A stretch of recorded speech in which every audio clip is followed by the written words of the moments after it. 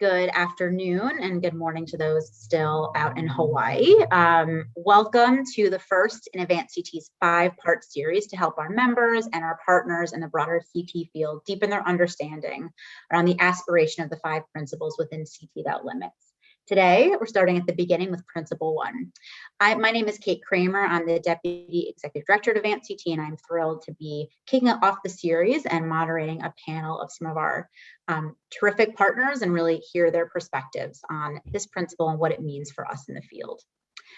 How we're going to spend our time together today is I'm going to kick us off with a quick overview of the vision and Principle 1, really what is in it, unpack it and the key actions, then turn over to our panelists. You can see Najmah, Ahmad from CCSSO, Yvette Chocolaad from NASWA, and Amanda Winters from NGA to share their reflections and recommendations on how to advance this principle. We'll then move into small group discussions, which will be lightly facilitated by myself and some of my other Advance CTE colleagues to allow you all to reflect on the conversation, reflect on the principle, the actions, where we're seeing real traction, where we need to be doing more as a field. And then we'll come back together and share some of those major takeaways and some of the learnings and findings from those conversations. So before we jump in, I'd love to know who is in the virtual room.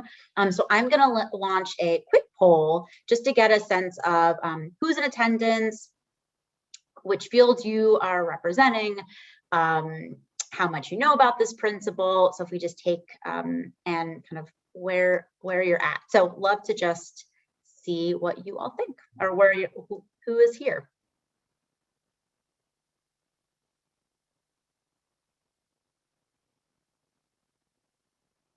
All right, so I will just leave that up while we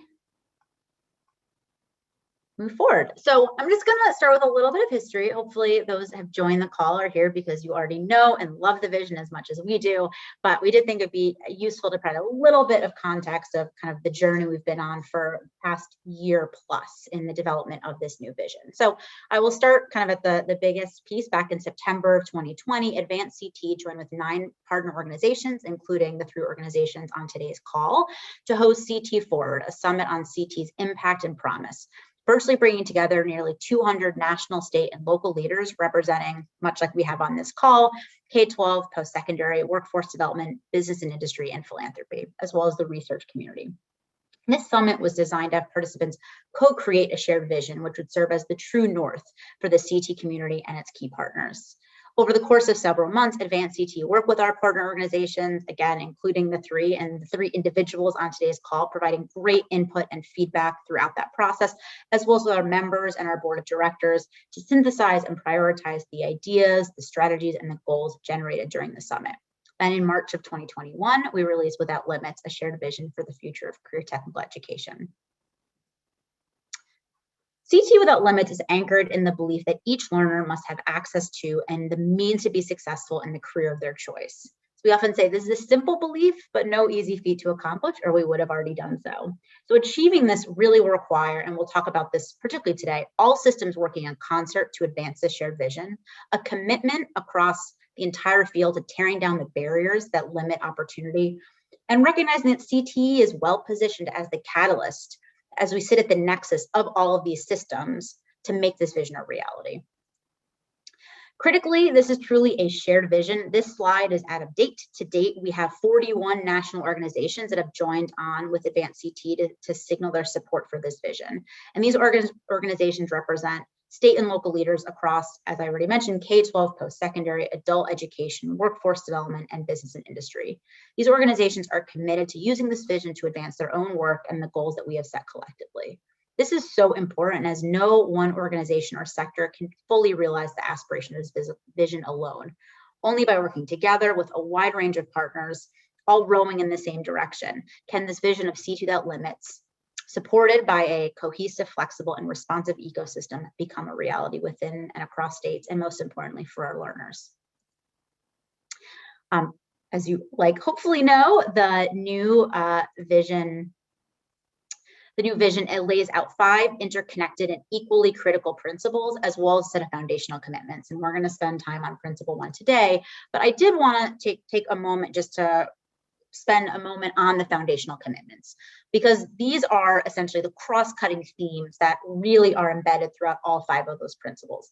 We say these are the non-negotiables that have to be in place for this vision to become a reality. And if they're not, then none of this will be able to move forward. None of the principles will move forward. And if you read the 5 principles and talk about them, none of them, these themes really emerge throughout all of them.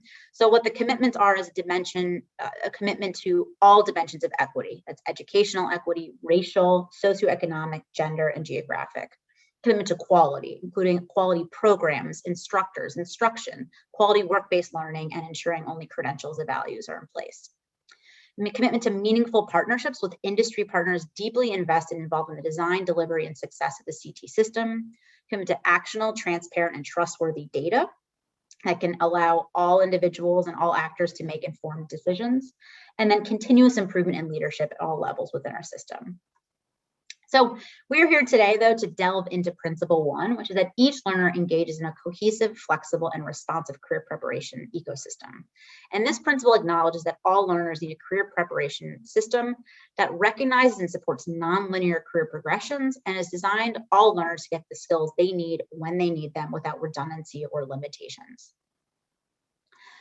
So within this principle, there are 4 pretty big actions. Each of them we'll spend some time unpacking them. But first and foremost is coming at this from establishing, I am really sorry, there's a typo on this slide, so I will just read through them. I'm going to go back to this one and just talk through the principles. But starts with a shared statewide goal for a cohesive career preparation ecosystem. So states must eliminate the silos between delivery systems, which is education and workforce, learner levels, pre-K, 12, post-secondary and adult, academic and career-focused instruction, and credit and non-credit programs that create barriers and frankly lead to inefficiencies. Learners don't understand the difference between these systems, and they should not have to navigate them. And the onus is on our systems to really make these all work together. We also must ensure that all CTE program study are flexible and responsive to both learners and industry. So we say every approved program of study and career pathway should have well-articulated on and off ramps, be anchored by credentials of value, include opportunities for work-based learning, and align with high skill, high wage, and in-demand careers. At the same time, as I mentioned earlier, industry should not only be a beneficiary of this ecosystem, but has to serve as a key partner and contributor to its success, which means aligning the career preparation ecosystem with talent pipeline strategies and having industry fully at the table in the design, delivery, and evaluation of our industry credentials, of work-based learning, and that we're all coming together around using shared labor market information. As you will now see the double up on this slide. To accomplish this, we also must support expanded data accountability models that value collaboration, equity, and innovation. And accountability systems and structures must focus on equitable outcomes we most want to see, which includes, and we think should be centered around, success in a meaningful, well-paying career for each learner. Meeting this goal will require new state and institution level metrics that measure the full continuum of CTE, starting in the early grades, as early as middle grades, all the way through that adult lifelong learning. And we need new and innovative ways of measuring equity in CTE so we can better design and evaluate the intervention supports for marginalized learners. Finally, to accomplish this principle, we need to design equitable funding models that direct funding to the learners, communities, and programs that need it the most. States and institutions that identify and leverage flexibilities in their federal funding streams to better target and break resources to achieve more equitable outcomes. We need new funding formulas to be created and scaled to move away from inequitable funding designs, such as relying primarily on property taxes at the K-12 level and credit hours at the post-secondary level. We also should reconsider limitations on financial aid to better support each learner throughout their career progression as they consider upskilling and reskilling opportunities. So with that, I'm going to stop talking and turn it over to our 3 panelists. As I said, we've got Najmah Ahmad, the Program Director for Readiness Initiative at the Council of Chief State School Officers, Yvette Chocolaad, who is the Workforce Policy and Research Director at the National Association of Workforce Agencies, and Amanda Winters, Program Director of Postsecondary Education at the National Governors Association. As I mentioned, we cannot accomplish this vision without commitment and ownership across all levels and all leaders and practitioners at all levels, which is why we have 3 of our partners speaking with us today. All 3 of these organizations, as I mentioned earlier, were part of the summit, part of the development process. And while not all have been able to sign on, all have continued to support the vision and really helping us think through how we can make this a reality.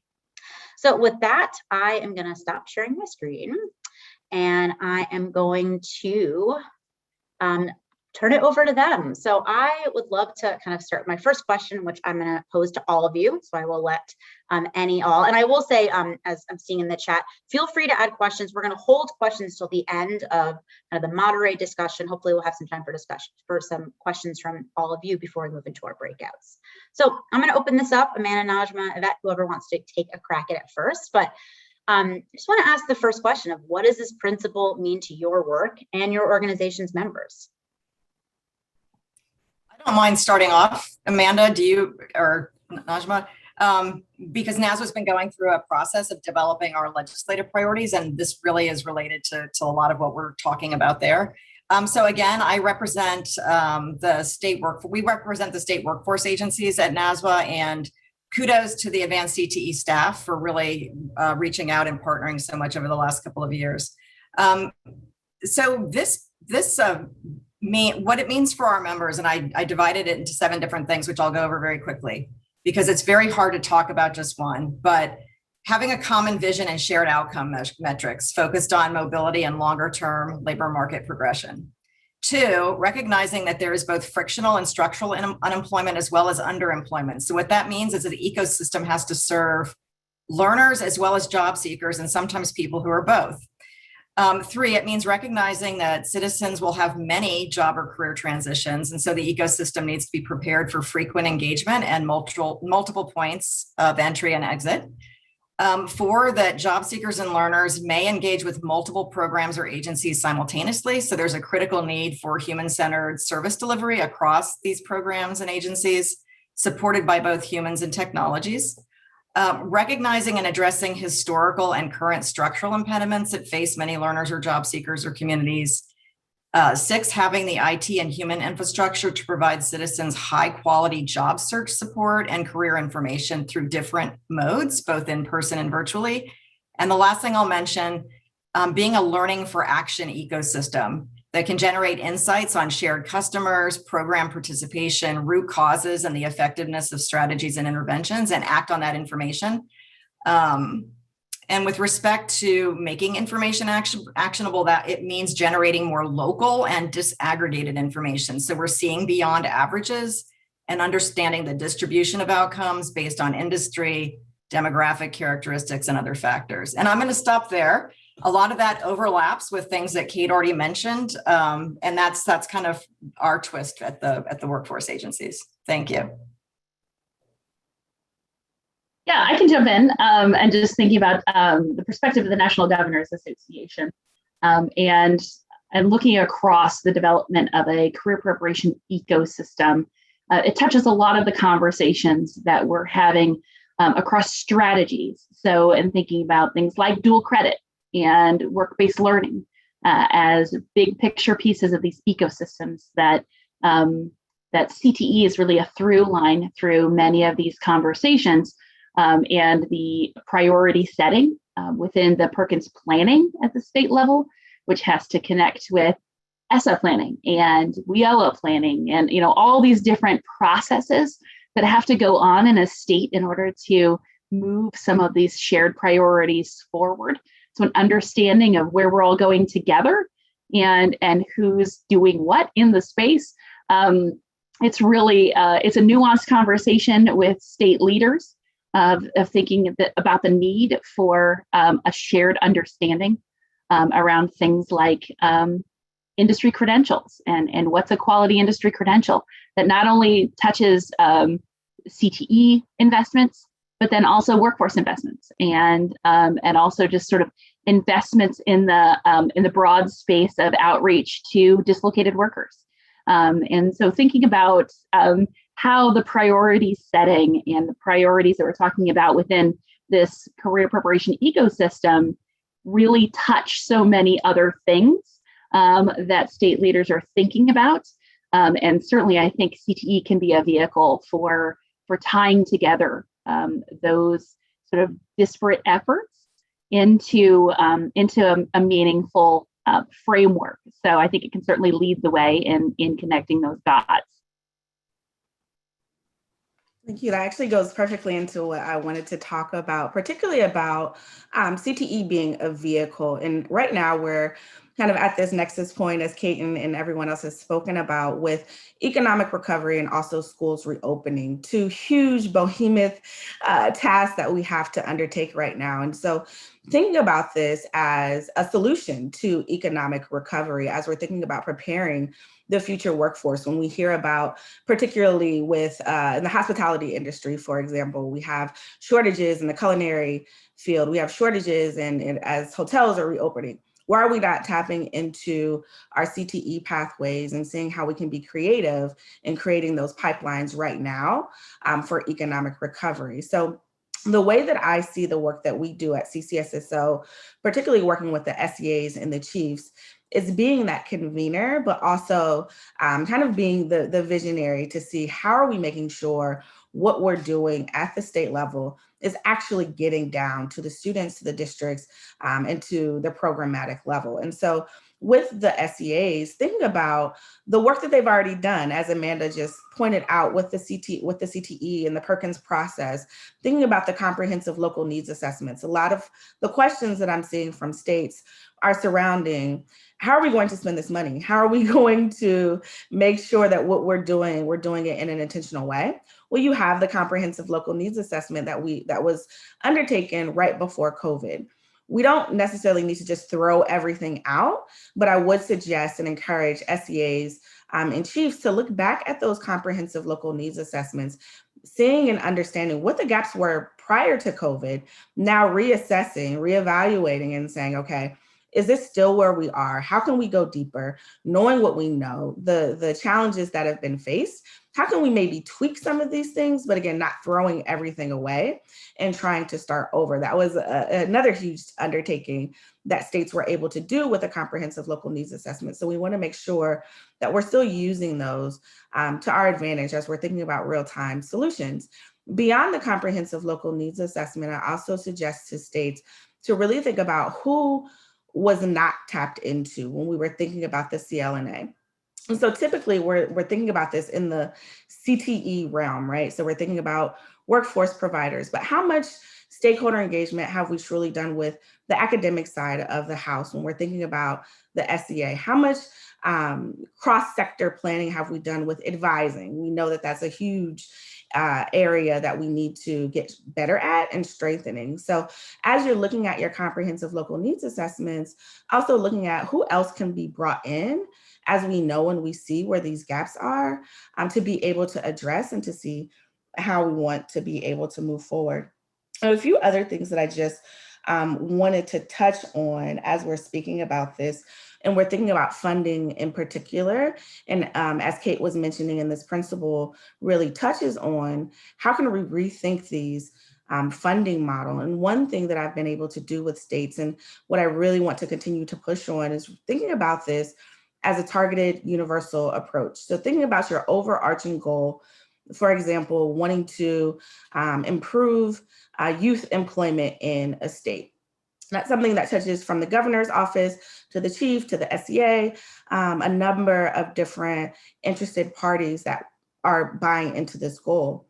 The question is now, how do we do it? And taking the qualitative data from the comprehensive local needs assessment, also looking at the quantitative data as states are strengthening their statewide longitudinal data systems, bringing that data together and saying, okay, this is our universal goal. This is what we want to accomplish. The way we're going to do it is by evaluating this data that we have to see where are the equity gaps, who are the students that are not having access and who are not achieving the outcomes that they deserve, and starting there in order to achieve that universal goal. And so thinking about the funding in that way, if what we've been doing has not been working, how can we reassess in a targeted way to hit that universal goal, but to meet the students where they are and to give them what they need? Thanks. There's a lot to unpack in all of that, but I certainly love and just like ditto the target universalism and really intentional about how we're using the funding streams we have. Yes, it'd be great if we could just eradicate property taxes the way that we fund our schools, but absent that, there is a lot that can be done right at the state level through state and federal funding streams to really make those investments. So Najmah, I'm going to come back to you because I think you touched on this, so going a little bit deeper, right? But coming from the K-12 or the SCA, the State Education Agency, the K-12 chief perspective, given this is about a shared goal, right? That's kind of the first action. Where do you see the greatest opportunity for collaborations and where kind of your organization and your members can have that greatest impact to move this principle forward? So there's a few different areas of collaboration I see. As I said, really looking at that internal collaboration, and I want to keep pushing on that because I think when we talk about breaking down silos, we talk about it more so between agencies and between the SEA, between workforce, between the governor's office. But we really need to look at the silos that we have within the SEA, within the education agencies as we're thinking about delivery models. When we're thinking about, for instance, one example that I love, and if you've heard me speak before, you've heard me talk about the linked learning model, and really looking at this approach with a linked learning model that post-secondary readiness is the job of every single aspect of the K-12 system. So really looking at that internally, at the same time, of course, as looking across sectors for collaboration, but doing that first and having that from the top down, really saying this is a priority for us to think about post-secondary readiness, not just as a bucket that sits over here, but something that from pre-K all the way through secondary, that is a priority that we're working towards.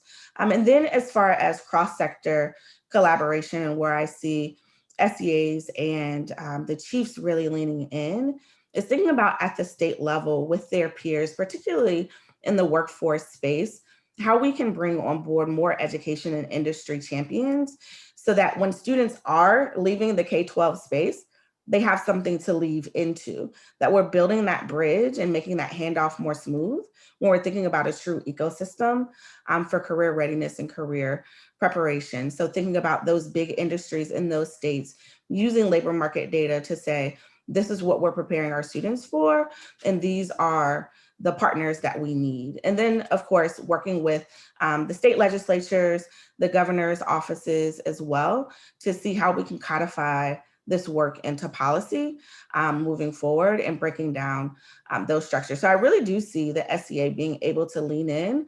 The SEA is in charge, as I said, of preparing the students. The students are who we are looking to fill these jobs for the future.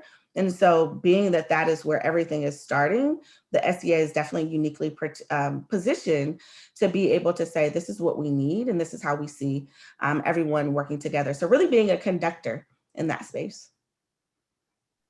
Great, thanks so much. I'm so glad you brought up the kind of in-agency collaboration, intra-agency collaboration, because I think that is just so critical, right? And CTE has so often been at the margins or been siloed. And these are the challenges we're tackling in this vision and just in our field right now are bigger than CTE, right? I mean, these equity challenges are bigger than CTE. The challenges of preparation are bigger than CTE, and we can only accomplish them if we're all willing to work together. So I just want to double down on that. Yvette, I want to go to you and now kind of same question, but from the workforce perspective, right? So you're not doing the same handoff, right, from K-12 and post-secondary, but workforce is obviously a critical part of this ecosystem. And so where do you see, again, from your perspective, the greatest opportunity for collaboration internally, externally, and where your organization and members can have that greatest impact? Yeah, and I only wish that I had a panel of my members here to speak to, specific practices and strategies and what they're doing and thinking, because there is just so much going on and they're super excited about the cross-sector work. And that's where a lot of our work is leading at NASWA. But obviously visioning and infrastructure development. So participating or leading cross-agency efforts to develop a common vision and sustainable practices and processes to deliver on the vision. On the business reengineering and IT and staff development side, that basic infrastructure for getting toward more integrated service delivery. We have at NASWA DOL funding to run the Workforce IT Support Center that brings the WIOA partners together around that. But what about getting some of the education partners into that world and building out that ecosystem. I think a second thing I'll mention is career coaching. Job search support and career coaching are areas ripe for greater in-state collaboration across sectors in a lot of states, and where there's a great need to do a lot of research and innovate too. The major Workforce Act enacted during the Great Depression in the 1930s was the Wagner-Peiser Act that's supposed to be funding, career coaching and job search support, and that funding has declined markedly. So today in many states, there are multiple efforts across systems, not always coordinated, and developing a more coordinated and evidence-driven and scaled career coaching and job search assistance system, I think, is a critical priority, especially given the greater number of job and career transitions that people are going to be making. We're about to host a session at NASWA on emergent job search support models and what we know from both HHS and Department of Labor research. So bringing the learnings together across sectors is important. Business and industry partnerships and strategies, that's a huge area for collaborating. Developing a more integrated business services and business partnership systems in the states, which is data driven. So LMI shops are helping workforce agencies and some of their partner entities figure out, based on predictive analytics, at where in a life cycle are these particular businesses and or industries, and what types of services might they need, so that they can show up with a team approach and more integrated services to serve businesses, ranging from hiring needs and sector strategies all the way up to helping businesses start to shut or scale down with reemployment services and rapid response. So coordinating there. And then the last two I'm going to mention relate to information, career information. So state LMI shops, labor market information shops, are partnering in many states to support the education, primary, secondary, post-secondary institutions with career exploration and career pathways tools and practices. But in some states, we're not leveraging those LMI resources across agencies and across systems. And there's a lot that they can offer to you. So if you want to follow up with me, please do reach out to me, and I can help give you a window into what some states are doing to leverage their LMI units. Because having multiple tools and practices and a lack of coordination means a lot of wasted resources. So we don't want to do that. We want to be operating off the same foundational information as Kate mentioned in her opening. And then what I really liked about what Najmah said about bringing data together. We are going to be reaching back out to our Advance CTE partners at the staff level to talk about a project that we're engaged in, where we're working to build out multi-state data collaboratives, both bringing together state teams in state across sectors, but also across states, so that you're sharing UI wage record data across states. This work is stuff we're doing with partners that's getting funding from the Gates Foundation. There's a Midwest collaborative that's already on its way. We're meeting with folks in the southern and northeastern states, and it's education and workforce and health and human services. There's a related TANF data collaborative. But when you bring data together like that and develop insights on shared customers, program participation, outcomes, you can develop a better sense of root causes, also look at how strategies and interventions impact outcomes, and hopefully really get at the big holy grail issues of economic mobility. So I'll stop there, but there's a lot of partnering and collaborating to do. Oh man, I've got a lot of notes, and I am very, very excited about that last point. I mean, there's a lot to unpack there. I'm not going to be able to do all of it, but I think the focus on infrastructure is a really good one. Just both like the IT infrastructure, but physical infrastructure. Like I think there's going to be, with the stimulus funding, a lot of money going into modernization and new buildings and new infrastructure. And are we doing that in a cohesive way? Or are we just adding right to what's already there? And there's such a moment in time, right, with the stimulus funds to really actually pull this shared vision together. And then, of course, the importance of data just to drive all of this, to know that we're actually having that outcome. All right, Amanda, I'm going to come to you now. So you represent the governors. So obviously moving towards a shared goal, a career preparatory ecosystem that pulls all these silos and agencies and players together will absolutely require leadership from governors. And so what are ways to connect this goal, right, this work to their agendas and really have them take up the mantle of this notion of a career preparation ecosystem? Well, yeah, I mean, I think for governors, this is something that certainly doesn't have any partisan difference. governors across the aisle are looking to build economic growth. They're looking to fill emerging jobs. They're looking to the workforce, build the workforce of the future and make their state the most attractive to businesses, and the best prepared workforces. I mean, that's going to be every governor's trying to do that. And CTE is a tool for that, and it's a tool that I think it can be a very underutilized tool in the toolbox of economic growth. But I think integrating and finding those intersection points where CTE really can be a driver for innovation is going to bring it to the forefront of the vision setting from the governor's office perspective.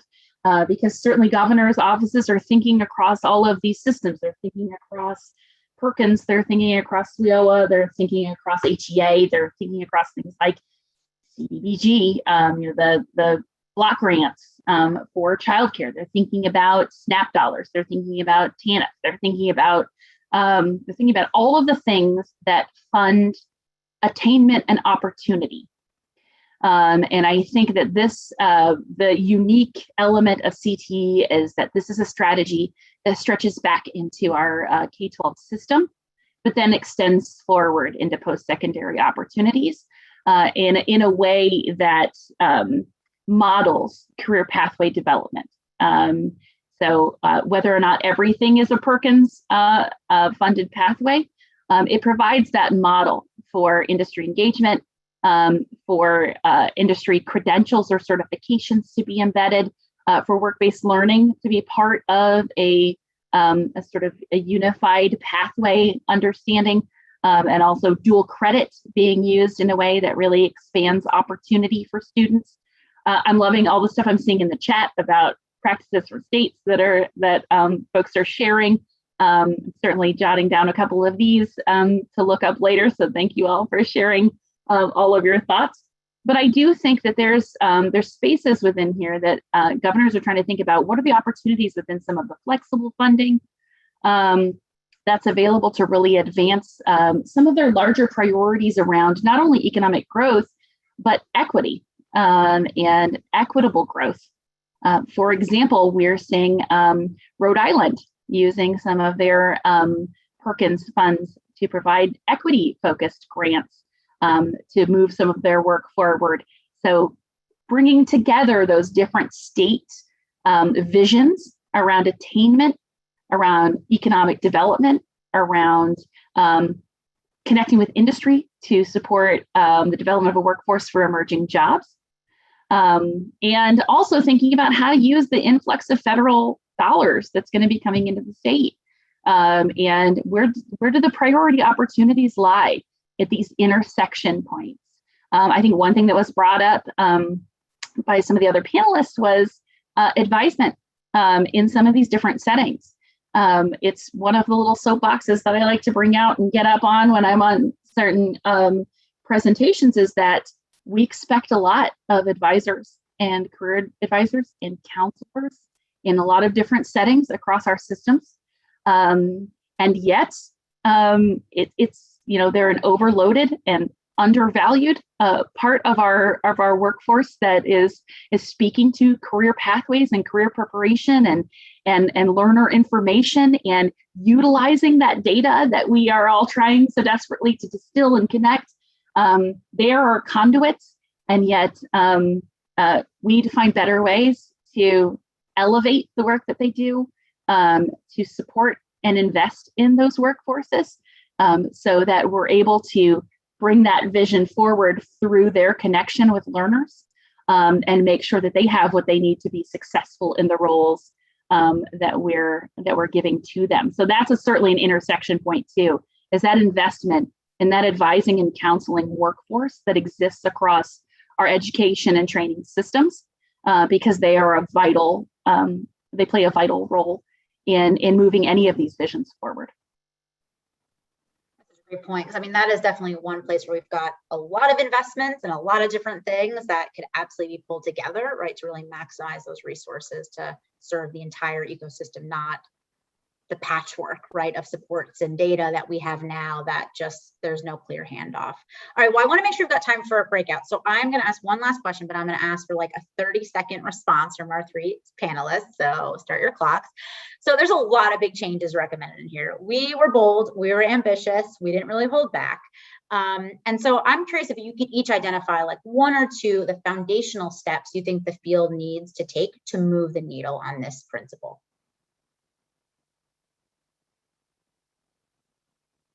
I will start with Yvette. Yeah, I'm probably just going to repeat some of what I already said, but I think developing that shared vision and developing and tracking metrics and enabling that the underlying IT and data infrastructure is really key. But at the same time, that doesn't mean you can't continue to move forward on discrete shared strategies and interventions. But without having that shining light to drive toward and having the data to inform the work and also measure progress against it, it's very hard to have conversations.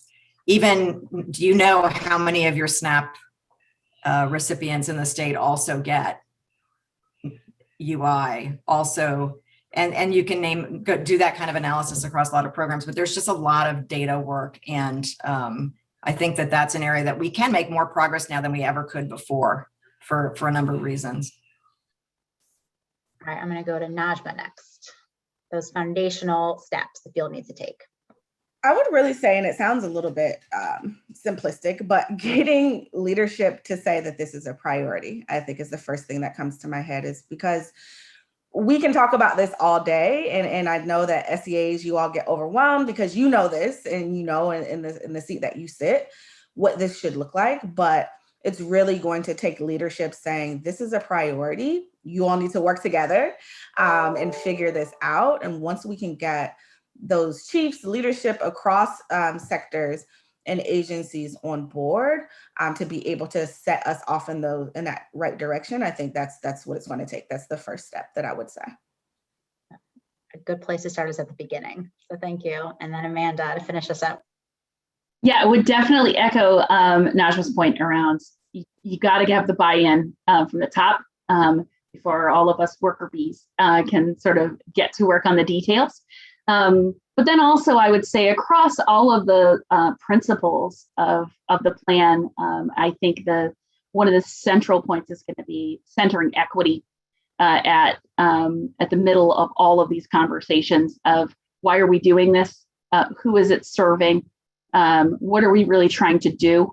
What does that need to look like for every learner? And I feel like you all have pulled out those elements really well throughout the vision that you all have set. So to me, that really seems like starting at that starting point together and thinking about how equity is infused across the data conversation, across the vision setting conversation. So across any of these things, having that shared understanding, I think would be foundational. Well, thank you all so much. I have a lot more questions, but there's a lot to unpack, and just always appreciate your partnership and your thoughtfulness and all that you bring. Hopefully people will stay because now we have a chance for everyone to kind of talk amongst themselves. And so we're going to move into breakouts for about 15 minutes, I'd say. We've got some discussion questions. We're going to do jam boards. So our panelists are going to be joining those breakouts as well as participants and get to continue to reflect a little bit more. So I will, am I starting them, Sarah, or somebody else launching them? I'm sorry. I'll be sending you to breakout rooms right now. Thanks, everyone. I just want to thank you all for joining. I want to thank Amanda, Yvette, and Najmah for joining us today and sharing their expertise. My colleague is about to launch a poll. Please let us know what you thought of today's Lunch and Learn, and we hope that you will join us on our next one, which will be on June 22nd. More information coming on that very, very soon.